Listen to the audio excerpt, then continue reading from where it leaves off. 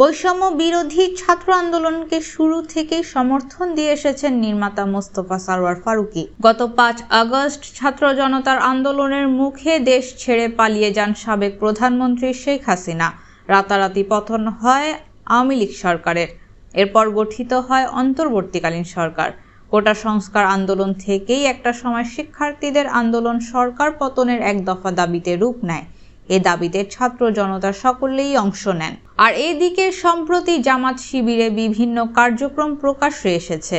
আন্দোলনের দলটির নেতাকর্মীদের কেমন ভূমিকা ছিল সেসবও স্পষ্ট হচ্ছে, যা নিয়ে সামাজিক যোগাযোগ মাধ্যমে সৃষ্টি হয়েছে নতুন করে আলোচনার। এ নিয়ে গতকাল বুধবার রাত 11টার দিকে সামাজিক যোগাযোগ মাধ্যম ফেসবুক পেজের এক স্ট্যাটাসে এই নির্মাতা প্রশ্ন তুলেছেন, ছাত্র জনতার আন্দোলনে জামাত ছিল না, এই কথাটি কে বলেছে? ফারুকী স্ট্যাটাসে আরো লিখেন, 2024 সালে এসে কেউ যদি নিউটনের গতিসূত্র আবিষ্কার করে এবং সেই আবিষ্কারের আনন্দে ইউরেকা ইউরেকা বলে চিৎকার করতে থাকে, তাহলে কি বলা যাবে?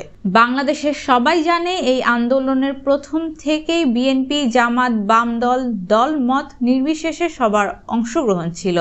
সবাই একটা জিনিসই চেয়েছে, শেখ হাসিনার পতন। আর একটু পরিষ্কার করে বলি, শুধু এবারই প্রথম চেয়েছে তা নয়। যখন নিরাপদ সড়কের দাবিতে কিশোর আন্দোলন হয়েছে তখনও প্রত্যেকে ওয়াটার টেস্ট করে দেখেছে এটা কি সরকারের পতনের আন্দোলনের দিকে নেওয়া সম্ভব কিনা।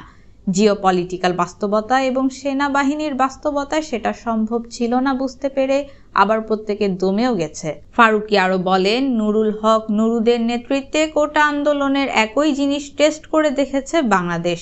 যখন দেখলো এটা সরকার পতনের আন্দোলন হিসেবে সফল হবে না, তখন সবাই আবার চেপেও গেছে। এবারও পুরো জাতি ওয়াটার টেস্ট করেছে এবং 20 জুলাইয়ের মধ্যে বুঝতে পেরেছে এই আন্দোলনের সরকার পতন সম্ভব। ফলে মানুষ সরকার পতন ঘটিয়েছে। সবশেষ আওয়ামী লীগকে উদ্দেশ্য করে এই নির্মাতা লিখেন, আওয়ামী লীগের উচিত হবে ভাবা কেন সবাই তাদের পতন চেয়েছে।